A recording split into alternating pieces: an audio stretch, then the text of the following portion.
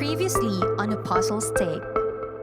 This is what I would like to continue to encourage you to do and to pursue. To never disqualify yourself, never speak evil of yourself, especially if you are one who is a Christian, a fourth watcher, a believer. God can use you as long as your heart is right with Him.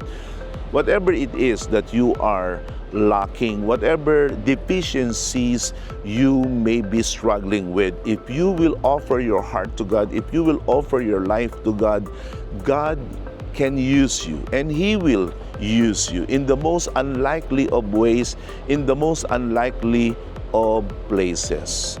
What we are doing as a church are all within the grain of apostolic nature and apostolic culture.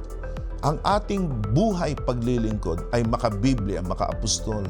Ang araw-araw na pananalangin, ang pagpapakabanal, ang pangangaral ng salita ng Diyos, ang pagpapatuloy ng mga kaloob sa Espiritu ng Diyos, ang malawakang pangangaral ng salita ng Diyos with all humility.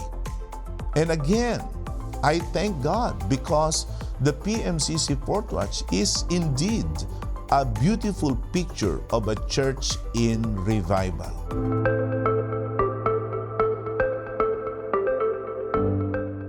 Praise the name of the Lord. Once again, I would like to welcome you on this new Apostles' Take podcast, and this time we are going to continue with our revival series. Last time we looked at the short history of revival as we can see it from the scriptures and from Christian history, and this time we are going to dig deeper and we are going to discuss and look at and examine the marks of genuine revival. Ito po ang ating magiging paksa sa Apostles' Take podcast na ito, ang tanda ng tunay na revival. Again, it's fitting that we once again revisit the definition of revival upang sa gayon ay hindi ito natin makakalimutan. It is a time when God makes an extraordinary manifestation of His presence and power among His people to bring them to a greater place of consecration for His own glory. This is my definition of what revival is. It is a move of God. It is an act of God based on His compassion, based on His sovereign will. And it is not your typical move of God, but it is an extraordinary manifestation of His presence and power. But then again, isn't it every act of God is extraordinary? Subalit sa panahon ng revival ay hindi natin maikakaila na meron talagang makapangyarihang kapahayagan ng kapangyarihan at presensya ng Diyos sa buhay nating mga mananampalataya. At ang layunin ng revival ay hindi kung ano-ano pa, kundi upang dalhin ang iglesia ng Panginoon sa higit na mataas at higit na matayog na pagpapakabanal o ang tinatawag ng consecration, upang sa gayon ay mabigyan ng luwalhati ang ating Panginoon. And now we're going to look at the 7 marks of genuine revival. At itong revival na ito ay gusto ko ring idagdag na hindi lamang ito dapat nakikita sa ating iglesia, sa ating kalipunan, kundi ito ay dapat makita unang-una sa ating mga individual na buhay. This revival that we are having and experiencing right now must be a revival that must first be seen and demonstrated in our individual lives. And our individual experience with revival is what is going to bring about that collective sense of revival that we would like to also see. So gusto ko lang i-point out yon na dapat tayo mismo, ako mismo, ikaw mismo ay makaranas ng muling pagpapanariwa at paggising ng ating pananampalataya upang sa gayon ang buong iglesia ay makaranas ng revival. So, what is the first mark of genuine revival? First, genuine biblical repentance. Genuine biblical repentance. Ito ang isa sa mga kauna-unahang palatandaan o katangian na ang revival ay nagpapasimula na sa isang kalipunan o kaya sa isang mananampalataya na kanyang nauunawaan ang kanyang kasalanan. Nakikita niya ang kanyang kasalanan, kinikilala niya ang kasalanan, hindi niya ito ipinagtatanggol, hindi niya ito binabaliwala, hindi niya ito itinatago, kundi ito'y kanyang kinikilala at ito ay kanyang ipinapahayag sapagkat yan ang tunay na pagsisisi kung ito'y ating ipinapahayag. In a time of revival, there is a raw, almost uninhibited willingness to come forward, to step out and say, I've messed up.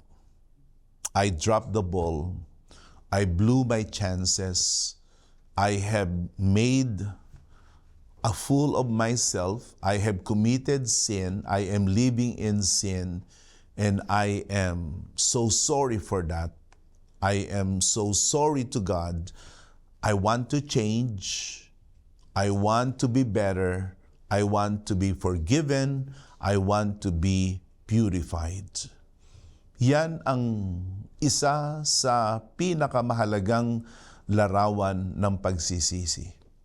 Na tayo ay nagkakaroon ng kapakumbabaan na sabihin, ito ang aking kasalanan, dito ako nagkasala, dito ako nagkamali at nais ko na ako'y patawarin ng Panginoon, linisin ng Panginoon.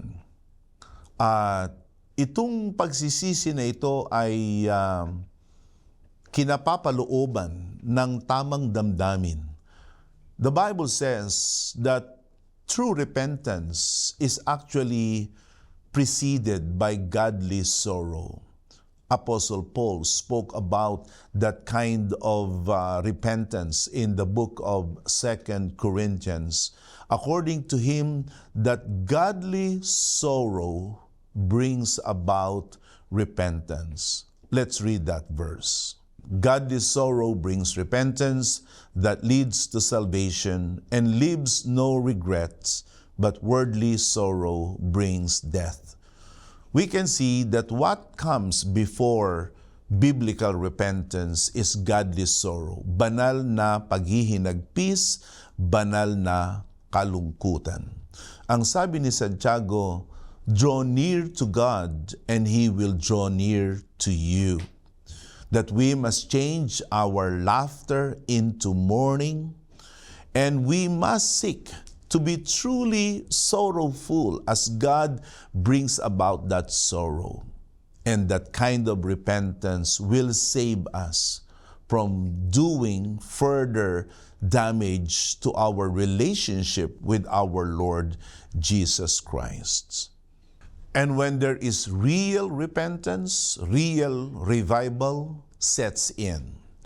And when real revival sets in, the Bible says in the book of Acts 3, in verse 19, repent and then turn to God so that your sins may be wiped out, that times of refreshing may come from the Lord. Yun ang darating sa atin, ang panahon ng kaginhawaan, ang panahon ng pananariwa. It is gonna be our soul, our spirit, and of course, even our bodies will experience renewal and restoration when we repent. So, if the Lord is leading you to a deeper state of repentance, let us repent. We will not prosper in our soul. The Bible says, when we justify our sins, when we cover our sins. The book of Proverbs say that those who cover their sins will not prosper. And so today, let us seek to repent from our sins, turn our backs from whatever it is that is inconsistent with the will of God, that goes against the Spirit of God.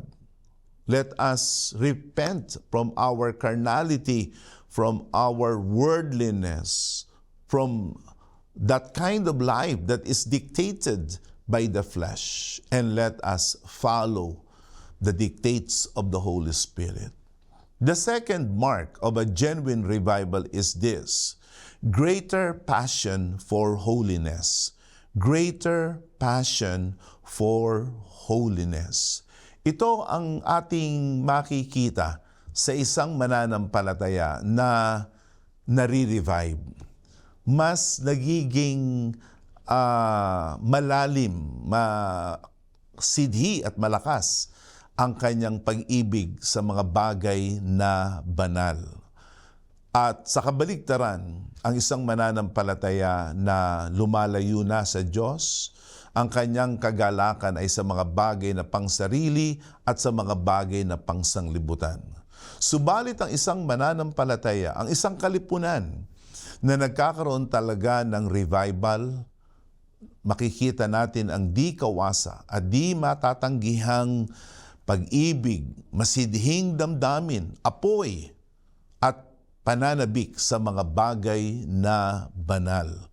In the book of Philippians, in chapter 3, in verse 10, and then 2, 13, and 14, allow me to read that. I want to know Christ and the power of His resurrection and the fellowship of sharing in His sufferings, becoming like Him in His death. This is really what revival is all about. I've talked about that a few times this past week, that to be in a state of revival is to have more of Christ in us, to have more of God in us. And when one is truly being revived, his passion for holiness is elevated. And verse 10 says, I want to know Christ. I want to know Christ. In verses 13 and 14, it says, brothers, I do not consider myself yet to have taken hold of it, but one thing I do, forgetting what is behind and straining toward what is ahead. I press on toward the goal to win the prize for which God has called me heavenward in Christ Jesus. Look at the imagery of passion for holiness. Paul says, I press on toward the goal. I press on. Kaya very unstoppable siya, no? Very relentless siya. Hindi siya madaling mapagod, hindi siya madaling makontento sa mga bagay na mabababaw, kundi ang hinahanap niya talaga'y maabot yung putong, yung premyo na nakalaan para sa kanya. Walang iba, yung siya'y higit na makakilala sa ating Panginoong Jesus. In this revival, how is your passion for holiness? Do you delight in the things that God delights about? Do you derive pleasure in the things that God also finds pleasure from? But let me add also, nalulungkot ba tayo sa mga bagay na ikinalulungkot ng Diyos? Kinapopootan ba natin yung mga bagay na kinapopootan din ng Diyos? We cannot be nonchalant or disconnected about it. Hindi pa pwede na sa panahon ng revival, yung ikinalulungkot ng Diyos, yun naman ang iyong ikinasisiya. Na yung hindi ikinalulugod ng Diyos, yun naman ang iyong inaaprubahan. There cannot be a disconnect. Holiness is actually separation. Separation from what is evil, what is wicked, what is a contaminant, what is poisonous and toxic to our soul. We have to separate from those things and from those sources, and we embrace and we celebrate everything that God approves. Yun ang ibig sabihin ng kabanalan. Ikinasisiya mo ang mga bagay na ikinasisiya ng Diyos. Yung kinaluluguran ng Diyos, yun din ang iyong kinaluluguran. At yung ayaw ng Diyos, yung kinamumuhian ng Diyos, yun din ang ating kinamumuhian. And so, passion for holiness is a second mark of a genuine revival. The third mark of genuine revival is this: growing appetite for God's words. Growing appetite for God's words. Ito ang isa pang hindi maipagkakamaling katangian ng isang mananampalataya na nare-revive. Yung kanyang gana, yung kanyang pagnanais at pagnanasa, his appetite, his craving for the things of God, primarily for the words of God, is becoming stronger and stronger and stronger. Alam din natin yan. Pag may sakit ang tao, walang kakanyahang kumain ng madami. Wala siyang ganang kumain. At kahit minsan ay pinakakain mo na ang taong may sakit, kanya pa itong iniluluwa, kanya pa itong isinusuka at hindi mabuo sa kanyang tiyan. Hindi niya makuha ang sustansya ng pagkain kanyang kinakain. Ganyan din ang isang mananampalataya na nasa laman, nasa sanglibutan, at ang espiritu at kanyang kaluluwa ay may sakit. Wala siyang gana sa salita ng Diyos. At kahit ang salita ng Diyos ay banal, kanya itong kinapopootan, kanya itong kinamumuhian, at kanya itong isinusuka. Hindi niya mapahalagahan ang mga banal na salita ng Diyos sa kanyang iglesia. Subalit, ang isang mananampalataya na nasa revival, a believer who is deepening in his revival experience, one thing that will be observed in his or her life, his appetite for the Word of God is growing. In fact, 1 Peter chapter 2 in verse 2 tells us that we must crave pure spiritual milk so that by it we may grow up in our salvation. In other translations of the Bible, it says long, long. Here, crave. We must crave for the pure spiritual milk. How are you these days? Do you have that craving? Can you say that you have that growing, longing, hunger, thirsts for the Word of God? It's very encouraging what the Bereans exemplified. The Bereans were good examples of a people whose appetite for the Word of God was truly very extraordinary. In the book of Acts, in chapter 17, 11, and 12, the Bereans were of more noble character than the Thessalonians. They received the message with great eagerness and examined the Scriptures every day to see if what Paul said was true. Many of the Jews believed, as did also a number of prominent Greek women and many Greek men. Look at that in verse 12. Tingnan natin yung napakalaking kagustuhan ng mga taga-Berea patungkol sa banal na kasulatan. It says there, every day, you see it? Every day, they examined the scriptures. Every day, they examined the scriptures with great eagerness. Ganyan dapat. Ang isa sa mga makikita natin sa ating panahon ng revival, yung iyong di mahapayang nasa, hindi mapigilang damdamin na makapakinig ng salita ng Diyos, makapakinig ng salita ng Diyos, makatanggap ng salita ng Diyos, magbasa ng banal na kasulatan, magbulay ng banal na kasulatan, basahin ang banal na kasulatan, ibahagi ang banal na kasulatan. In revival, the Word of God takes front and center stage. The Word of God is not something that is set aside as something peripheral. Yes, great music is part of revival. Yes, great emotions and experiences are part of revival. But the central focal point of revival is the Holy Scriptures, the Holy Bible. Sa panahon na ito ng revival, make sure that you have that Berean-like eagerness. And let me also add, from now on, start bringing your Bible.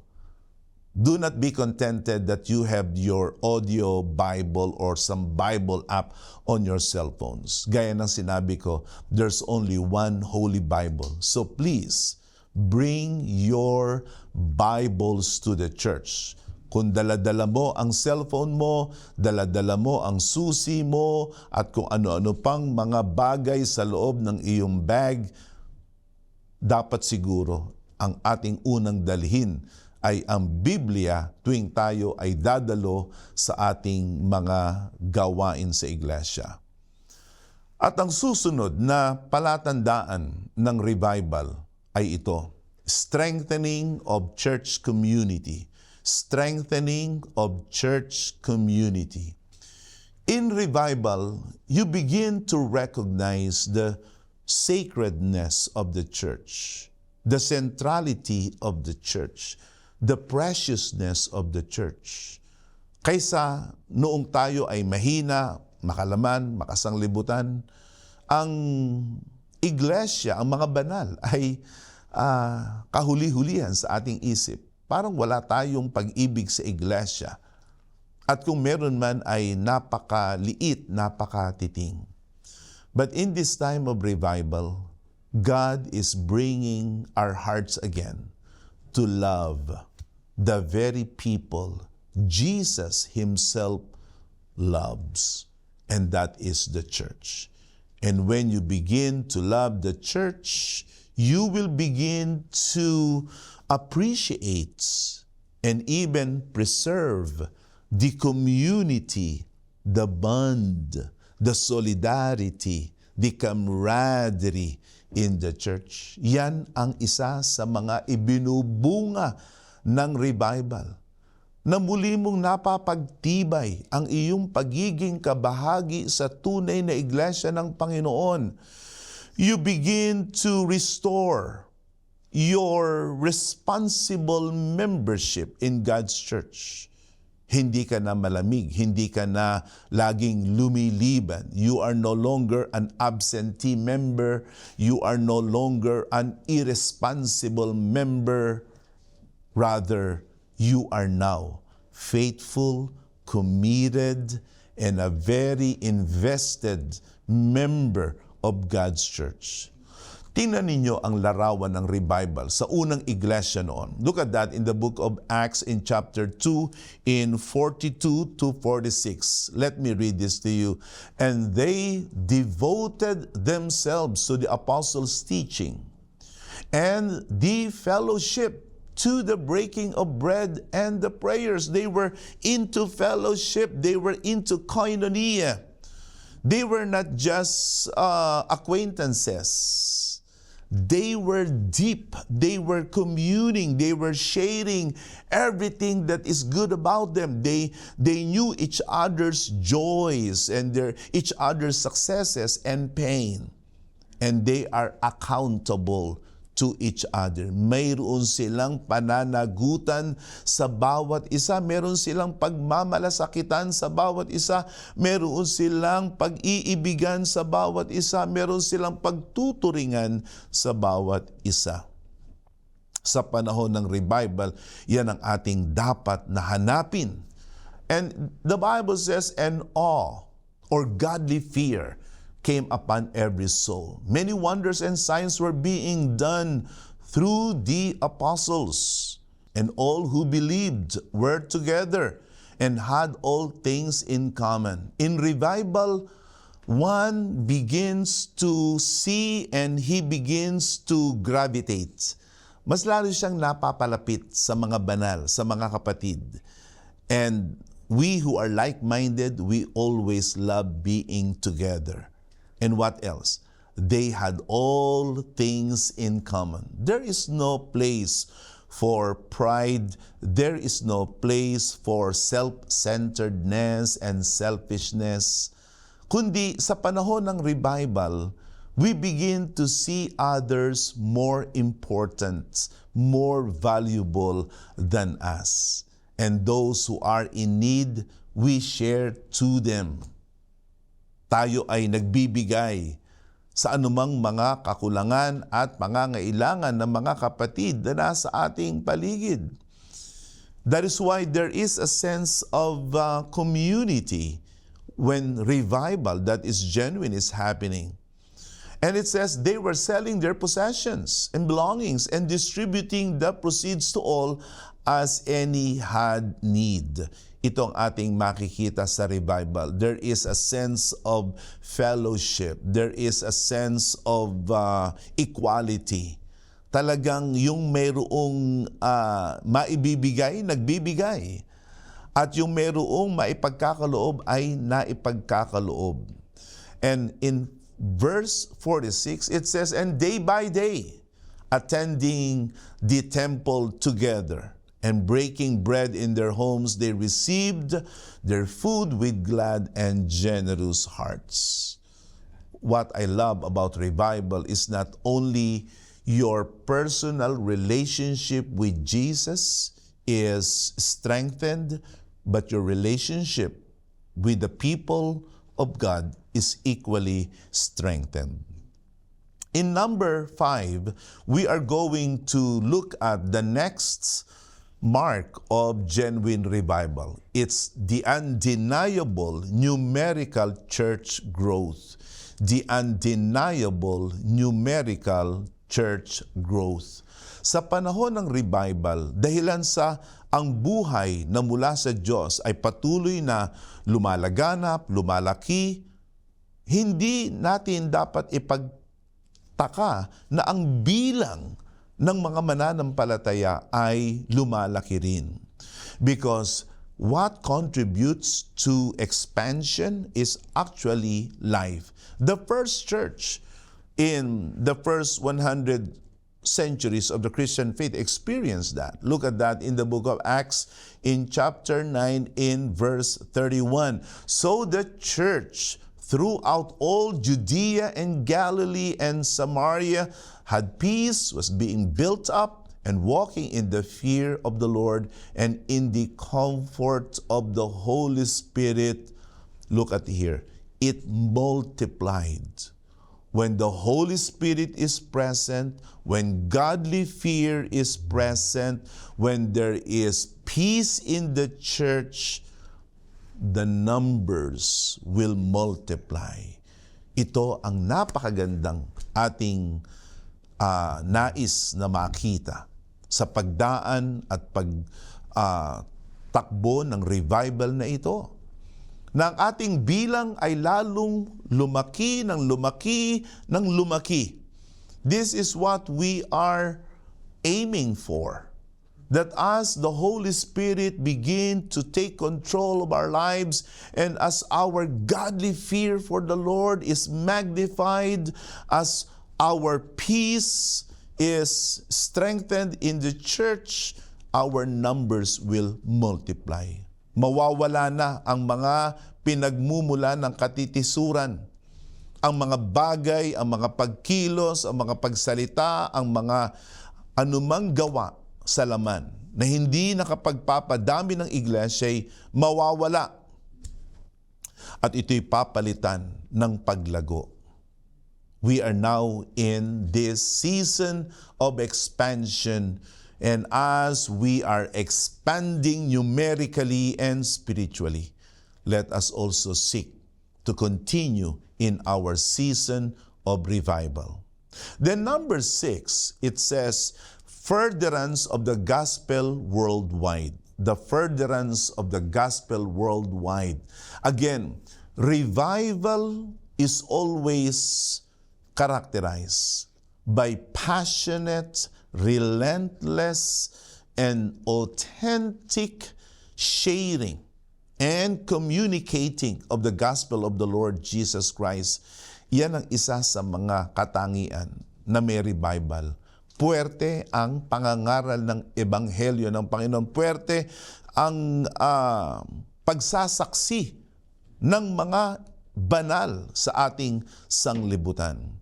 Kaya aking nabanggit sa inyo na ang Home Free Global Crusade na ating pinasimulan noong kasagsagan ng global COVID-19 pandemic, one of the darkest periods of our contemporary human history. It was during the dead of the night of global COVID-19 pandemic that God revived the PMCC Fourth Watch.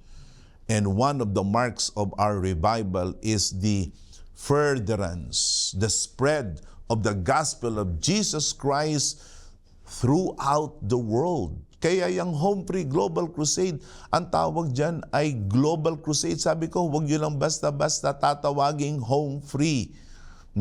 Dapat ang tawag natin ay Home Free Global Crusade kasi mayroong mang-aawit na home free. Maraming ang home free ay isang idiomatic expression. Kaya dapat lagi nating gamitin ang Home Free Global Crusade or HFGC. In Matthew 24:14, it says, "This gospel of the kingdom will be proclaimed throughout the whole world as a testimony to all nations, and then the end will come." This is where we are right now. We are now at the last watch of the night, the fourth watch of the night. Soon the end will be upon us. But before it happens, there's gonna be a global declaration and spread of the gospel of Jesus Christ. I like how it is prophesied here in the book of Isaiah in chapter 11 verse 9. They shall not hurt or destroy in all my holy mountain, for the earth shall be full of the knowledge of the Lord as the waters cover the sea. It has been observed and said that our planet Earth is actually covered 2/3 by water. Ganun kalaki ang sakop ng tubig sa ating buong planeta. At ang sabi ng banal na kasulatan, ang mundo ay mababalot ng karunungan ng Panginoon gaya ng pagbalot ng tubig sa ating mundo. And ito ay makikita natin sa paglaganap ng Ebanghelyo ng Panginoon sa pamamagitan ng Home Free Global Crusade. At hindi lamang sa mga bansa na dapat tayong mangaral ng Ebanghelyo. We must bring the gospel to those in our Jerusalem, in our circle of friends, in our sphere of influence, across the street. Yes, by all means, across the streets, across our barangay, across our region or province, in our schools, in our workplaces, wherever we have a presence, we must always bring the gospel of the Lord Jesus Christ to them. Do not only speak the gospel, but live out the gospel. Do you think you are experiencing a revival from the Lord? Then make sure that you are part of those who are spreading the true gospel of the Lord Jesus Christ in our generation. And then, last but not least, a deepening conviction for Christ's return. A deepening conviction for Christ's return. In revival, not only we are drawn to Christ, not only we once again fall in love with Christ, but more so, we develop that deepening desire and longing to see Him face to face. Iyan ang isa sa mga napakagandang palatandaan na ikaw ay muling nasasakop ng Espiritu Santo. Lalo mong kinapapanabikan, lalo kang nangungulila, parang homesickness for Christ. At ang unang iglesia noon hanggang sa ating panahon ngayon, yan ang damdamin. Look at here in Titus chapter 2, verses 11 and 13. For the grace of God has appeared, bringing salvation for all people, training us to renounce ungodliness and worldly passions, and to live self-controlled, upright, and godly lives in the present age, waiting for our blessed hope, the appearing of the glory of our great God and Savior, Jesus Christ. Waiting for our blessed hope. In this revival, there is an objective to it. Revival is not only meant for us here on earth. Revival is meant to bring us to focus again on what's coming, on what is about to transpire. It is meant to once again make us anticipate the blessed hope, the glorious physical appearance of our Lord Jesus Christ.